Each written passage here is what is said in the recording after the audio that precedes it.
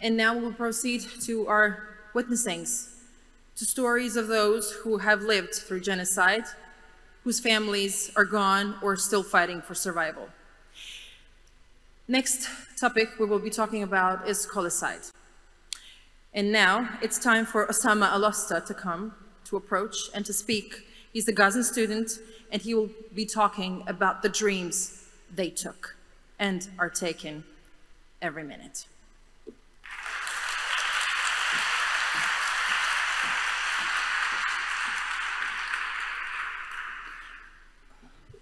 I'm sorry, I'm a bit stressed, but we will manage. Please point to me if I need to slow down. Ladies and gentlemen, my name is Osama Alostta. I'm 23 years old from Gaza and originally from Akka. I graduated from Ibrahim Al-Muqadima High School in Gaza back in 2020 from the scientific stream. After graduation, I enrolled at Al-Azhar University to study computer science. However, during the 11 days war, specifically on the Sheikh Jarrah neighborhood event, first time to have my education interrupted. In the same war, one of the most well-known Gaza's building was destroyed. In that building, I was working and I loved my work, and it was a good start as a freshman. And then after the war was over that time, my family argued me to think about my safety and future. So in September 2020, I left from Gaza to Turkey to start my school. I began studying software engineering at a private school in Istanbul and stayed in Turkey for a year and a half. And then in February the 6th, 2023, the Kahramanmaras earthquake hit and the education was online and switched online. On March 1st, I went back to Gaza. I missed home deeply and wanted to be reunited with my family and people since special holidays were coming. I dropped out in school in Turkey and then I re-enrolled in computer science at my university in Gaza and started the new semester. Just 10 days before the 7th of October. I stayed in Gaza for another 6 months, but eventually I had to leave again.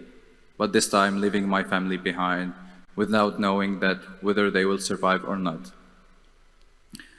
I stand before you today to give my testimony because what happened to me and to the thousands of students like me must not be forgotten.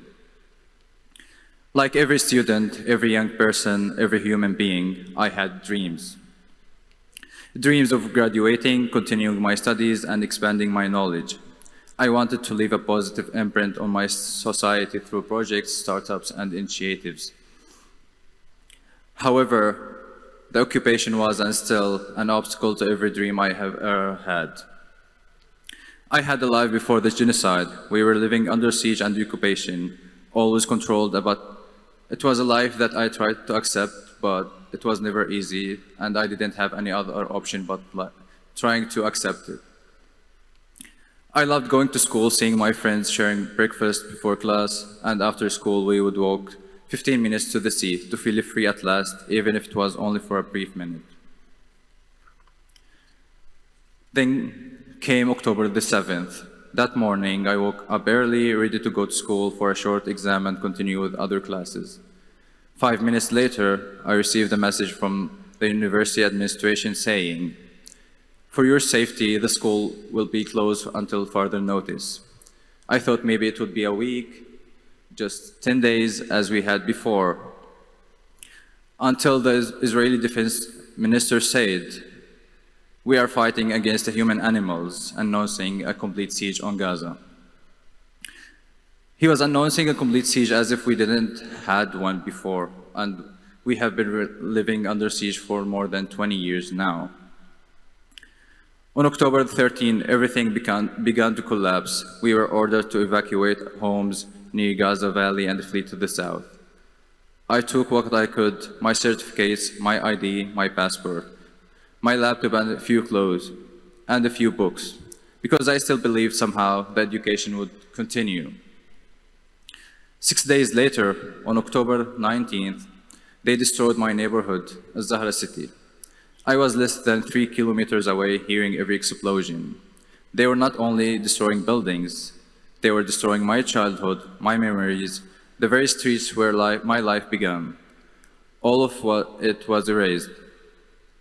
And why? To crave a corridor dividing Gaza into two, south and north.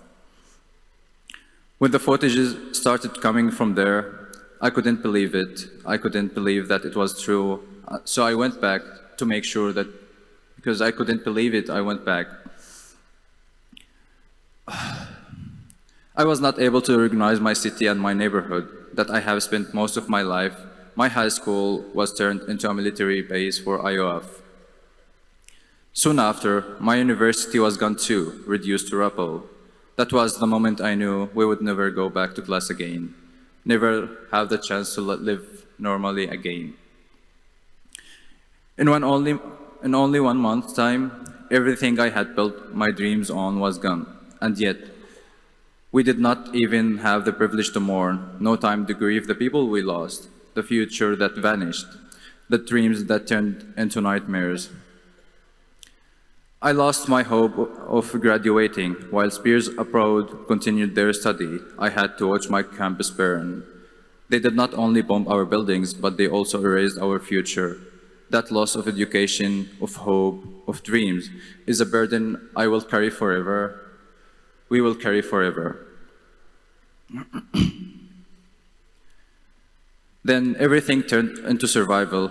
You couldn't grieve, not when you were standing in endless lines for water or at the bakery for essentials for survival, which was bombed later on, even though people who have normal lives don't even think about it. Days passed, and another evacuation order came. We had to leave again, because our area, south of the valley where it was supposedly to be the safe zone, was becoming a dangerous zone. It was Christmas Eve, 2023. While the world was celebrating with their families, we were packing what we had, heading into the unknown. We tried calling everyone we knew, but every place was already full. In the end, we went to Rafah, stayed in the skeleton of unfinished shop that didn't even have a bathroom. I remember walking more than an hour each day just to charge my phone and stay connected. But even that was not always possible. Communication blackouts tried to silence us, while bombs kept falling on homes, hospitals, churches, and even mosques. I was the only one with a phone that still had international roaming, so I shared Wi-Fi with everyone I could. The IOF tried to cut every signal, but I somehow managed to keep ours alive. Rafah was a turning point. It was very exhausting for me to find basic needs like water, food, and shelter. It was also a moment of realization. Why am I doing this? Why do I have to live this? Why it's difficult to access water or wait so long just to use the bathroom? Although we tried to make our stay in Rafah livable, it never turned out to be so. I remember going 14 days without showering, so I decided there was no point of me being dead here, and it was no longer safe. Because I had no dual citizenship, I paid a lot of money to leave. So this is a brief part of my story, but I'm here not only for myself. I'm here because this story is not just mine. This case is not special about me as a person. There is an entire generation of students who were killed, silenced, displaced by the IOF and denied their right to exist. More than 1,000 professors were killed. 80% of Gaza's schools and universities are either partly damaged or fully destroyed. The last standing buildings have become the only refugee for Gaza who no longer have homes to return to. There are a lot of stories about students who I know in person that they were killed cold blood. However, I want to honor one of these professors who was killed by IOF as they were targeting him directly, Dr. Rifat Al-Arair, a man who inspired a whole generation and still inspiring. He always emphasized how important it's to mention that the Israeli occupation killed us, not leaving it for the passive voice. He wrote, and I quote, "If I must die, you must live, to tell my story, to sell my things, to buy a piece of clothes and some strings.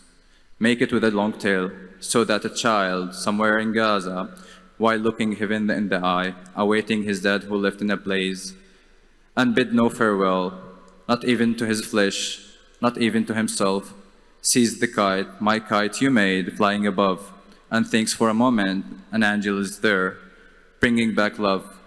If I must die, let it bring hope, let it be a tale.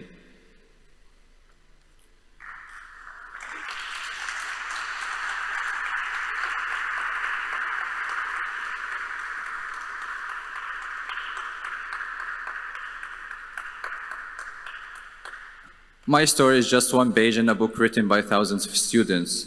If I am here today, it's to make sure that their silence is not the final word, because they didn't choose to be silent, they were silenced. Our generation will carry this loss forever, in our studies, in our lives, in our sleepless nights. This experience changed everything. It has the power to make the future feel meaningless. Whenever I try to do something new, try to continue my studies abroad, try to move on, I think of those who cannot.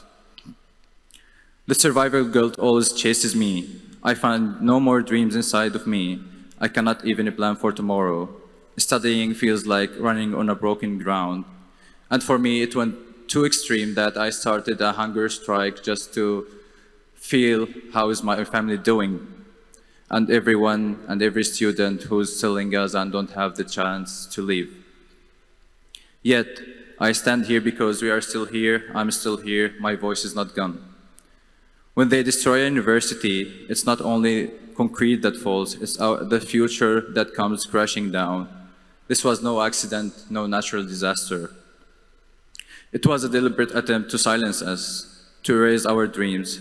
But we refuse to disappear. We are not numbers. Each of us has a name, a story, a family, and dreams. So I ask the jury, do not only listen, please act. Hold those responsible accountable. Protect education, because protecting education means protecting the future. Saves Palestinians' lives everywhere. And thank you.